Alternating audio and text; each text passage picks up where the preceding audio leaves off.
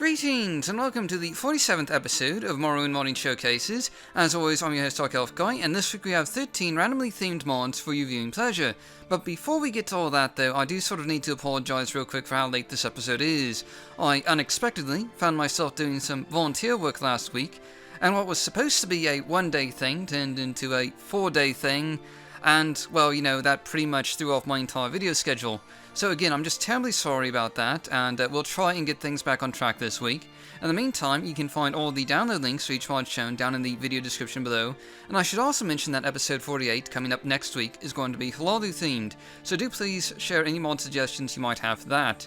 Now, why don't we just go ahead and get started with our popular mod of the week, which this week is Playable Dremora by Militide. And there's pretty much not going to be any surprises here. This mod does exactly what it says it does. It adds a new playable race to the game based off of everyone's favourite maroon stag and minions, Dremora. The story here is that you're an exiled Dremora cast to die out in the mortal realms. You can choose to play as either a male or female Dremora, with about a half-dozen hair and face options each, all of which are quite evil and menacing looking, to be sure. I mean, we're talking about Dremora here. What do you expect? That they have a lot of angry red and flame-like tattoos and eyes to choose from, which really does give them a fair bit of character, it must be said. But anyway, I'm sure you'll fit right in. Just follow me up to the office and we'll finish your release. Along with this new race, you'll also find a new birth sign, Oblivion, the mark of Maroon Staggin that you can see here, and also, unlike many other starting races, you actually start off with a bit of a background story of a little journal that you'll find in your inventory along with some rags when you were cast out of Oblivion. This isn't exactly the typical Elder Scrolls experience, which, you know, you usually come up with your own story when you start the game. But anyway, it's still a nice feature to have, and here you can see one of these Dremora characters in the flesh, and well, they still kind of look angry, don't they? They have extremely dark and ashen skin, no doubt burned by the fires of Oblivion itself, with dragon tattoos along the arms with a natural blood red colouring, and probably the most distinguishing feature of the Dremora is their faces. I mean, look at this guy. It looks like his eyes are hands, fiery hands of doom reaching out of his head, and of course, to go along with that, there's a variety of other fire-coloured tattoos that are, again, quite striking. And there's also red hair, and Dremora really only have about 4 different hair colour options, really. There's black, grey, and ashen grey, along with red. And here you can see a female Dremora, including a little horn on the forehead. And I imagine this is just a fun race to play as if you'd like to play as something just a little bit different, but no less lore-friendly, since these definitely fit in with the Elder Scrolls experience. For our house mod of the week this week, we have Moonmoth Legion Home by Crankrilla, and this mod adds a new tower to the defences of Fort Moonmoth outside of Balmora, and it's a rather large tower really that dwarfs the fort and provides a bit of a view of the surrounding landscape. You can clearly see the Dwemer ruins from the top here. This isn't a free home though, you'll have to purchase it for a modest 5,000 gold, as the note here describes, and at that price it should be accessible for most lower level and mid-range characters really quite easily. And inside you'll find a lovely tower home with a really wide array of unique decorations, from paintings along the walls to mushroom gardens and decorative lamps and wall hangings. It really is a very pretty home, including an aquarium off in the corner here, some lower level dining spaces, a small kitchen with a cozy fire that leads right into a library of sorts and display area, with bookshelves marked for easy organization and storing of literature. There's also a lot of decorative objects that actually act as containers. Danae's Modder's resource strikes again with this home. There's also a waterfall in the foyer, and not to mention that there's also a sort of a platform here in the center, and this central platform is actually a bedroom that overlooks pretty much the entire flat, with a bed, display space, and even a bathtub that you can, soak in if you so desire. And this is just a rather unique, cozy, and atmospheric home with lots of cool little details. Crankrilla is a pretty talented modder when it comes to utilizing modders' resources, and Moonmoth Legion Home provides a lovely den to relax in and store your items after a prolonged adventure. There's also a small display hall with armor mannequins that you can use, and some really cool decorations like a moon rotating around the ceiling and waterfalls surrounding the entire room. You can of course also use these armor mannequins to display clothing and armor, or you could even move them around if you like.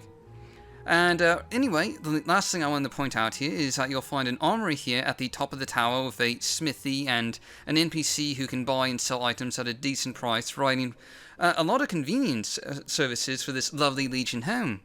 This week's gameplay order of the week is Reclaim Nissus by Alex Chemical, and I do apologise if I mispronounced that. Strictly speaking, this is pretty much a Redarin mod, and probably not one you'll want to pursue if you're of a different Great House or a fan of the Legion. But basically what this mod does is it gives you a lore-friendly alternative to the Imperial Legion questline that has you harassing the Widow on the edge of town. And instead of this mod, you'll run through a series of quests to first prove that this Widow's husband was murdered by a member of the Legion, and then demand the Legion's removal from Nissus, essentially giving the city back to Great House Redarin. Over the course of these rather short quests, you'll first meet the ghost of the Widow's dead husband, cure the Quama Queen in the Nissus Egg Mines of Blight, and even challenge the current head of the Imperial Legion on Voddenfell to a duel. And yeah, you really don't want to start the Imperial Legion questline with this mod installed. It'll pretty much end your progress right away. But regardless, if you're a warrior of Great House Redarin, this gives you a few more quests to do for that house, and once complete, the city of Nissus will visibly have Redarin guards walking around, protecting the city, and the Dunmer residents will be extremely thankful for your help, I imagine. Though, of course, you shouldn't expect any warm, enthusiastic greetings from Outlanders in the city of Nissus after the Great House of Redarin takes over. So this is just sort of a fun, immersive, lore-friendly mod that you can try out if you're a fan of Great House Redarin. Next up we have our Town Mod of the Week, and this week we have Center of Mora expanded by Falalu66. And much like the name implies, this mod expands the Telvanni city of Center of Mora with a whole new district, including some 14 new houses and shops, I believe. And really, unlike many past Center of Mora expansions, like Center of Mora expanded by Kiev or Epic Center of Mora by Mike and Ike, what Falalu66 has done here is focused on creating a district within the center of Center of Mora itself, using elevated platforms that the Telvanni are renowned for, to seamlessly add in a new layer of shops, houses, and manors that fit right into the Telvanni landscape. This also means this expansion isn't quite as spread out as others, and as such has 100% compatibility with Epic Center of Mora and Center of Mora expanded by Kiev, and should also work with Morrowind Rebirth, so you can combine several of these plugins together to achieve one massive Telvanni capital on Voddenfell. Having mentioned that, though, I should really point out that the town expansion created by Falalu66 here is just really lovely and well designed. I, for one, particularly like these sort of elevated streets and plazas that add a bit more character to an otherwise sparse city of Center of Mora, and this expansion also includes a new docks administration building to the Center of Mora waterfront, again blending in fairly seamlessly, and there's also a new Telvanni plantation on the edge of town, something that was conspicuously absent in vanilla Morrowind. One would really expect to see a few more Telvanni farms around, given their territory. But as you might expect, a lot of new shops have been added to Center of Mora with this expansion, such as a bookstore, which was missing in the vanilla version of Center of Mora. You'd think these Telvanni wizards would be more keen on reading and purchasing the written word, so this fills in that gap quite nicely. There's also a new enchanter's shop, not that Center of Mora was ever lacking for those. But here's another one with an assortment of goods to check out, which is always nice to have a bit of variety after all. And there's also a number of rather unique buildings added to Center of Mora, like an embassy for Great House Dres, and this naturally requires dependency on Tamari built, so in order to work, though a version of Center of Mora expanded without the TR dependency also exists. But anyway, this is just adds in some nice details and flavor to Center of Mora, and since it works out with all other Center of Mora mods, there's just really no reason not to check it out. And for our items mod of the week this week, we have Stormlord Armor Morrowind Edition by Christian Pascota, converted by Bahamut. And this is basically a new armor set in Morrowind that's been added to one of the dungeons you visit during the Blood Moon storyline on Solstheim. And something to note here is that this armor set is actually from Skyrim, so you'll notice that the armor models here are superbly detailed, with beautiful engravings and flourishes, not to mention some high-resolution textures. And really, compared to most armor sets in Morrowind, this one looks quite stunning and well crafted in comparison. As you might expect, this is part of Bahamut's armor and clothing conversion series, taking items from mods for other games like Oblivion, Skyrim, and also the Witcher series, and bringing them to Morrowind for us all to enjoy with their high quality beauty and embellished detail. Obviously, this armor set fits best with Nordic or human-like races, but it also works quite well on my Dunmer character here, and it's obviously a heavy armor, best for warrior-like classes. But it's still a really fun and interesting armor mod to check out. And moving on, this week's quest mod of the week is 7th Armor Quest by Tanaka. And this is a somewhat lengthy quest that starts out in the sleepy village of Sudanin when you're told about a mysterious mage currently residing in Balmora. And this mage, as it so happens, has a story about an ancient order of dark paladins who used to fight in the Illic Bay Wars of Western Tamriel, and the special armor they used to conquer their enemies. This little tale will set you off on a journey to find a missing hermit, and perhaps the last set of this dark armor, the Savant's armor, which has somehow made its way to Vvardenfell. And this little tale will naturally involve fighting the undead, and even makes mention of the King of Worms in more than a few places with a lengthy background story that adds a bit of weight to this questline. And in any event, this questline will eventually lead you to a new island off the Bitter Coast region, consisting of a small beach and docks area, and a road leading to a narrow valley inland, ringed by more mountainous terrain. And yes, I know, the landscaping here isn't exactly perfect. This is another older mod after all. A lot of older mods don't always have the best landscaping because, the distant land thing that we take for granted today wasn't really around back then. You could only see 1 or 2 cells in front of you. But I actually kind of like the landscape here. It has a nice flow to it, especially with the lava flow in the middle there, of course. And the main feature of this island is actually a castle-like fort on one end, and yes, this is exactly what you'd expect it to be. A storm the castle and save the suit of armor quest mod, essentially. That's basically what it all boils down to. And it's kind of a large castle, but it's, at least on the exterior, but appearances are a bit deceptive here because it's actually quite a bit smaller on the inside. This isn't a huge dungeon by any stretch of the imagination. Still fairly sizable, but not overly large, as you might expect from such a massive exterior. And, of course, this means having to fight through the courtyard guards while also dodging arrows from archers up on the walls. And again, this isn't a particularly difficult combat mod. I'd say if you're anywhere between level 15 and 20, you should get a pretty decent challenge while also, more importantly, surviving the ordeal. Anyway, eventually, after fighting a couple scores of enemies, you'll eventually find yourself in the treasure room that houses this Savant armor, and it is a fairly decent reward for your efforts, possibly even a little bit overpowering if I'm being totally honest here, but in any event, here you can see that the armor actually uses pre-existing assets in the game, so it isn't a new armor set, but still it's a bit of fun and definitely a quest worth checking out if you're up for it. Next up we have our Landmass Mod of the week, and this week we have Modestan Castle by Edcon. And this mod starts out with a quest that you'll find in South of Moor given by a rare book buyer who wants a particularly rare piece of literature, the diary of a notorious criminal, Modestan, hence, the name of the mod. And this quest will ultimately take you to a new small landmass, home to numerous bogs and swamps, and one central hill with Modestan's castle sitting at the top. And again, I know I've already said this, but Modestan Castle is a sort of older mod, so it isn't exactly as pretty as more, modern day landmass mods.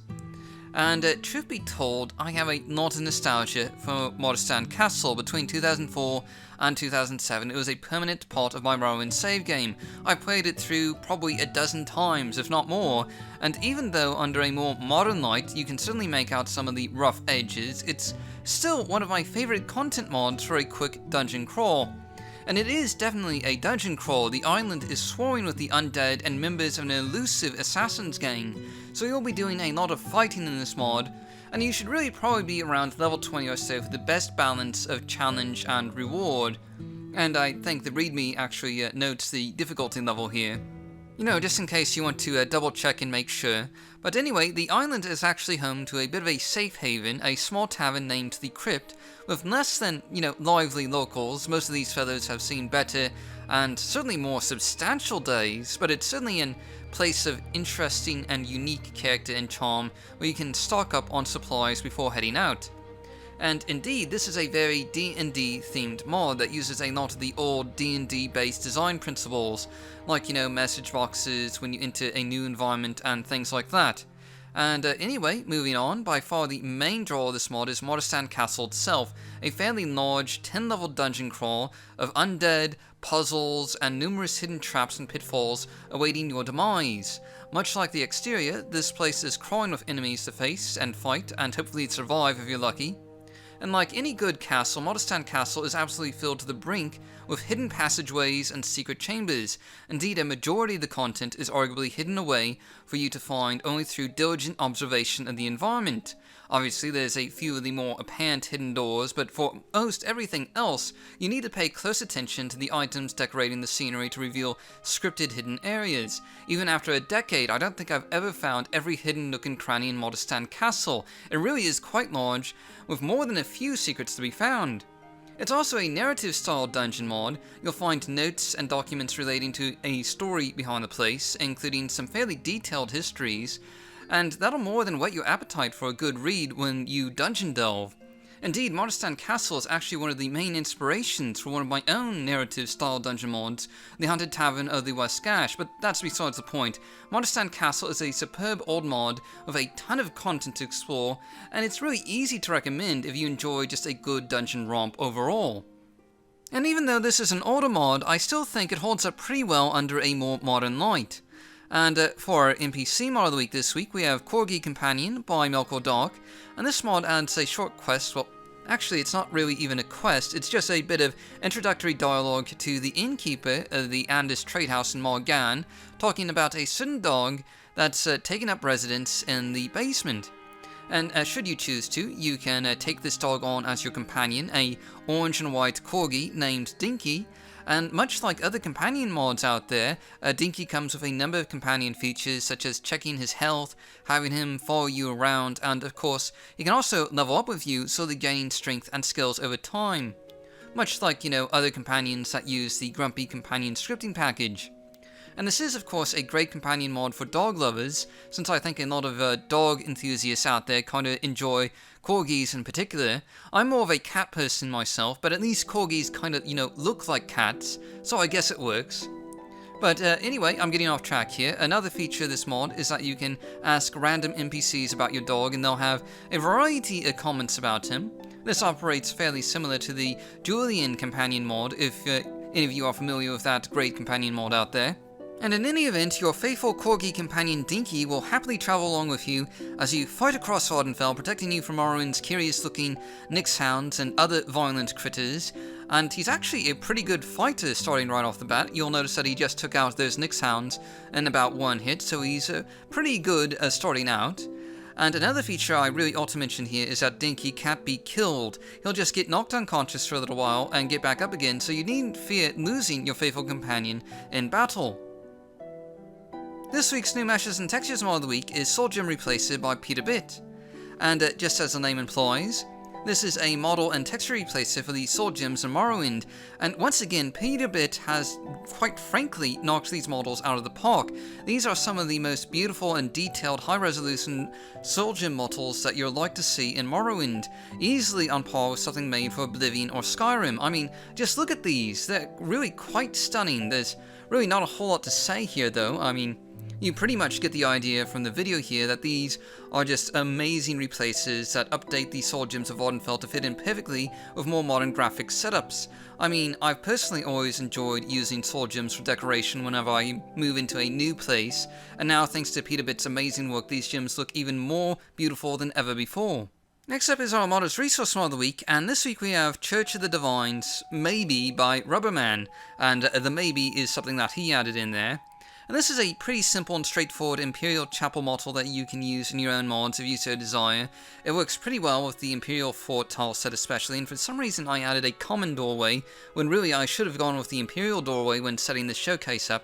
But regardless, this package comes with 3 models, the church base, an optional bell tower, seen in the back here, and also a window mesh that you can use to add extra windows or add corresponding windows to the interior. Since this model doesn't have an interior tile set, you'll have to use the Imperial tile pieces instead, but it should match up pretty well. The grey texture scheme works well here for that combination, and this is just a nice resource to use if you're planning to do something with the 9 Divines. For our underrated mod of the week this week, we have Vagashan's Armory by Storybartfast, and this mod adds a strange and peculiar Dwemer windmill out in the Molag Amur region of Vardenfell, a rather interesting mix of Dwemer and, well, to a certain extent, Telvanni architecture of those roots coming out here and there, making for a really quite striking exterior. you really don't see that many Dwemer windmills around, and if that were all, this mod would probably be worth checking out just for this unique exterior alone. It really is quite interesting looking. That said though, there's also an interior, and this interior is basically an armory shop where you can buy some weapons and armor, most notably some new weapons created specifically for this mod. You'll find a merchant NPC here telling some strange tales of a Stargate and distant worlds, and from him you can buy weapons of the Jaffa people, along with some miscellaneous knickknacks and 10,000 bartering gold, so you can sell some things as well. These new weapons are completely lore-accurate additions to Vvardenfell, modeled after the weapons used by the Jaffa people in the Stargate series, which ran for 10 seasons and spawned 2 spin-offs, and also some movies coming in the future apparently. And these weapons include daggers, staves, stun grenades that explode on impact, and of course blaster staffs that fire off fire blasts to mortally wound your enemies. Sadly, no snakehead armor was included with this mod. A real shame, I have to say. And of course, you can use these staff blasters to go through murdering and maiming the residents of Vvardenfell, and they're really quite effective as weapons, possibly even a little overpowered, but they're a fun weapon nonetheless, but probably not good for purists or people who want a fair challenge. I mean, I'm killing most of these guys in a single hit here. This week's blast from the past of the week is The Eye of Orisis by Geonox and Master Sam, and yes, I probably just butchered that pronunciation. I swear, you guys make me say the weirdest things. This mod starts out when you find a suspicious barrel floating in the Ode River south of Balmora. Contained within is a note along with a curious stone that, when activated, will transport you to a set of ancient ruins far, far away from the lands of Vvardenfell. These ancient ruins are rather Hammerfall-like in nature and sort of exist in their own little domain with a sort of portal device on the door here when you first arrive that you can use to teleport to any of a number of cities around Vvardenfell if you so desire. And presumably these ruins are buried somewhere beneath the ever-shifting sands of eastern Hammerfell, with a small crevice of daylight streaming through to the chambers beyond. It's quite obvious these ruins are rather crumbling apart, yet surprisingly, this is actually meant to be a house mod, with some remaining finishing still to be found throughout these ruined chambers, including a bedroom with a bed, display space, and even a little bit of storage. There's also a cozy fire, and down below you'll find a watery area suitable for taking a bath in, along with some various plant life growing up that you can use for alchemy or other assorted purposes. It's really a quite interesting sort of interior design being used here, a lot of statue work. There's a few other chambers like this that you can use as your personal home away from Vvardenfell, with access back thanks to a teleport stone, and all in all, this is a very unique and certainly quite charming house mod. If you've ever wanted to live in the ruins of Hammerfell, I can't think of a single other mod that would really fit that niche particularly well. Finally, for our bonus mod of the week this week, we have Strider Ports by Basswalker. And this is a fairly simple mod that sets out to do one major thing, and that's to decorate the Strider Ports of Vvardenfell with a little bit of extra detailing. Primarily, it adds overhangs to the various Strider Ports, so those poor transportation NPCs will finally have some cover from the elements. As well as seats, usually a stool, chair, or pile of crates wherein these poor sods, weary of standing day and night, can sit if they so desire. And many also have a book and possibly a meal nearby as well, and this is just a nice sort of immersion mod that helps immerse you into believing that these NPCs actually have lives outside of serving you at all hours of day and night for your frivolous needs of getting around one part of Vvardenfell to the next. And with that, we're pretty much done with this episode. Thanks for watching, and if you enjoyed this video, do please consider leaving a like and subscribe, and I'll see you all next week with another 13 mods for your viewing pleasure. Oh, and don't forget, episode 48 is going to be Hlaalu themed, so please do make any recommendations that you might have regarding Hlaalu mods that you might have encountered in the past, and we'll try and showcase those next time for episode 48.